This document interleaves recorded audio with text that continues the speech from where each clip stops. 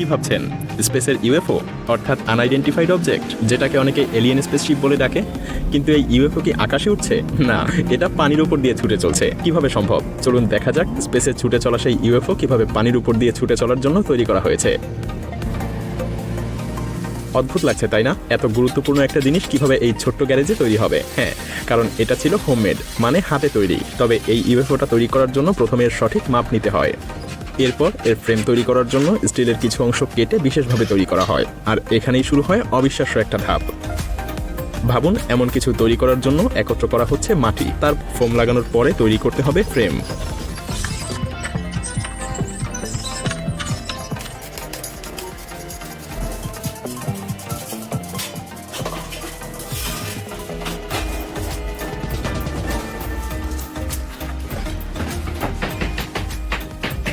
বিশাল একটা ফ্রেম তৈরি করা শেষ। অনেক ঘষা মাজার পর বিভিন্ন ডিজাইন লাগানো হবে।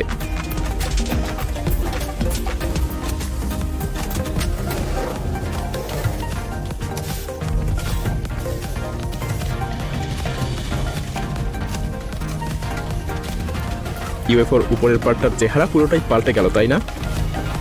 এবার নিচের পার্টটা তৈরি করতে হবে।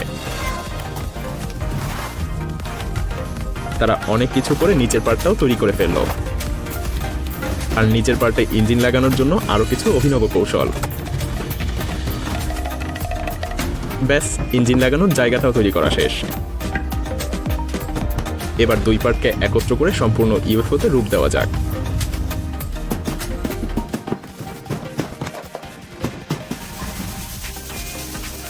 এবার ইঞ্জিনটার কাজটাও শেষ করা যাক, সেই সঙ্গে বসার জায়গা এবং অভ্যন্তরীণ সবকিছু।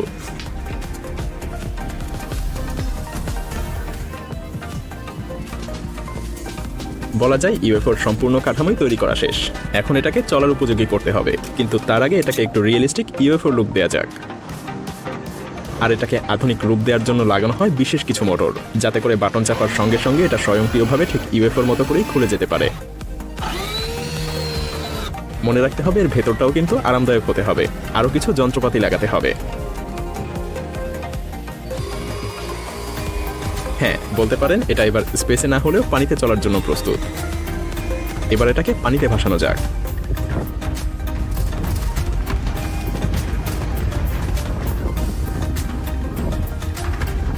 ওয়াও, ভাবাই যায় না এটা হোমমেড ইউএফও।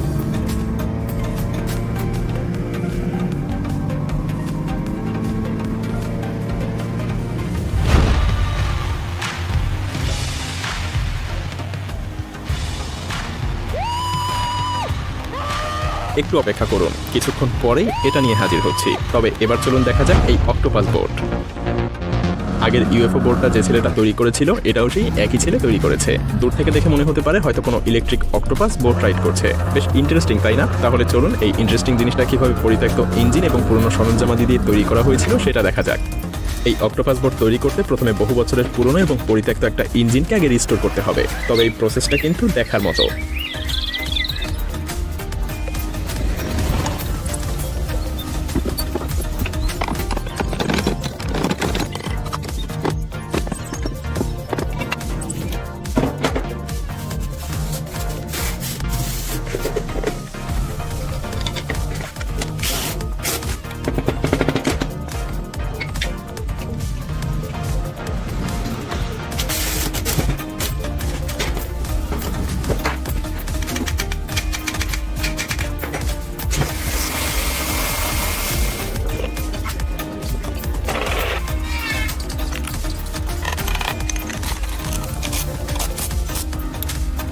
অক্টোপাসের ইঞ্জিন রেডি, এবার টেস্ট করে দেখা যাক।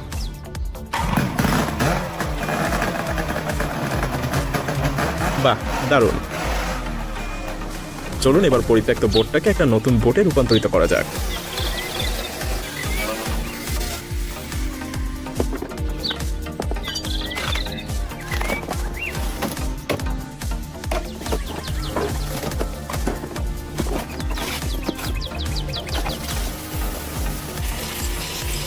Boat ready. এবার এই বোটে দুইটা ইঞ্জিন সেট করতে হবে। আর এই ইঞ্জিন সেট আপ করার পরেই সেই অক্টোপাসটার হাত পা বানাতে হবে। চলুন সেটা তৈরি করা যাক। এটাও কিন্তু কিছু পরিত্যক্ত যন্ত্রপাতি দিয়েই তৈরি করা হবে।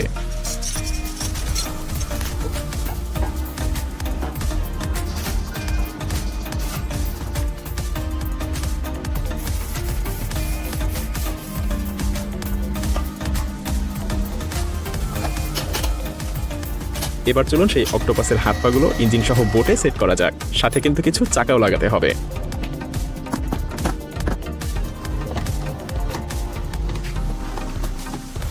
বাহ, একদম প্রস্তুত। তবে তার আগে কিছু টেস্ট করা যাক। চলুন এবার এটাকেও পানিতে নেওয়া দরকার, আর দেখা যাক এর পারফরমেন্স কেমন।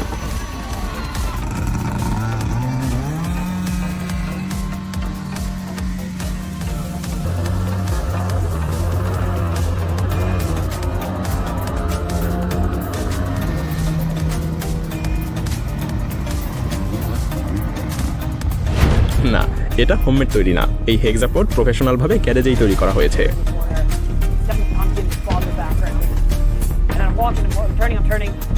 প্রথমে জেনে রাখুন, এটা পৃথিবীর সবচাইতে বৃহত্তম রাইডযোগ্য হেক্সাপড, যেটা তৈরি করতে সময় লেগেছিল 1.5 বছর। যদিও এটাকে সম্পূর্ণ কম্পিউটারাইজড ভাবেই তৈরি করা হয়েছিল, কিন্তু তারপরও প্রতিটা ধাপেই উপস্থিত হয়েছিল বিভিন্ন ধরনের চ্যালেঞ্জ। যেমন প্রথমে এর গঠন তৈরি করা ছিল অন্যতম বড় একটা চ্যালেঞ্জ। পরিকল্পনা নিখুঁতভাবে চললেও মাঝে মধ্যেই উপস্থিত হয়েছে নানা ধরনের বাধা বিপত্তি।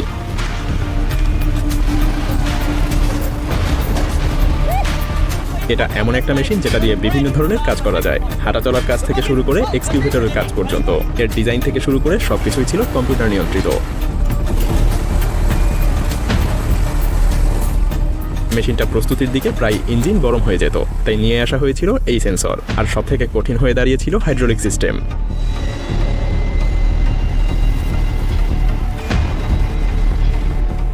হঠাৎ বিভিন্ন ত্রুটি দেখা যাচ্ছিল, যেটার সমাধান বের করতে লেগেছিল আরও কয়েক মাস।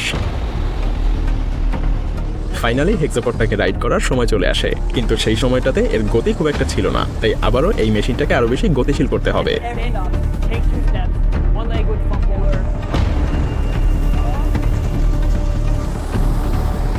চলে যায় আরো কয়েক মাস।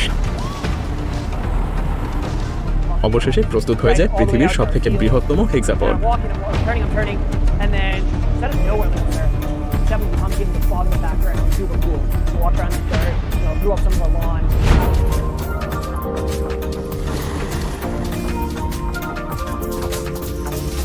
কি ভাবছেন? কি এক আশ্চর্য উপচর্যান, তাই না? আপনিও কি এটা চান? অবশ্য চাইলেই এটা কিন্তু আপনি বাজারে কিনতে পারবেন না, আপনাকে এটা নিজের হাতে বানাতে হবে, সেটাও কিনা আপনার বাসায় থাকা বিভিন্ন জিনিসপত্র দিয়ে। চলুন দেখে নেওয়া যাক কিভাবে আপনি আপনার বাসায় থাকা কিছু জিনিস দিয়ে দারুণ এই উপচর্যানটা তৈরি করে ফেলতে পারবেন।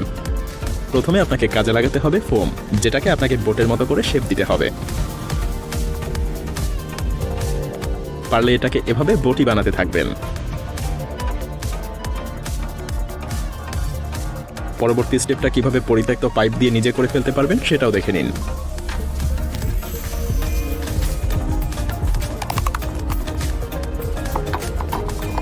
হ্যাঁ, এভাবেই বোটের পাখাও বানিয়ে ফেলতে পারবেন। তারপর সেট করে নেবেন।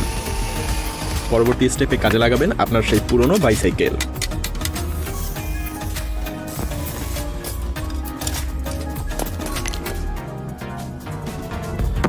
তবে এখানে হাইড্রোলিক সিস্টেমের জন্য বেশ বেগ পেতে হয়। তারপর সাইকেল দিয়ে তৈরি সেই হাইড্রোলিক সিস্টেম আপনার সেই বোর্ডের সাথে যোগ করে নিন।